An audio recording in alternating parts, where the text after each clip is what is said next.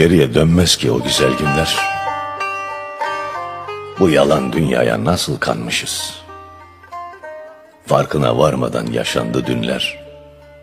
Hayat hatıraymış, hayal sanmışız. Böyle geldi geçti seneler aylar. Fayda vermez artık ah ile vahlar.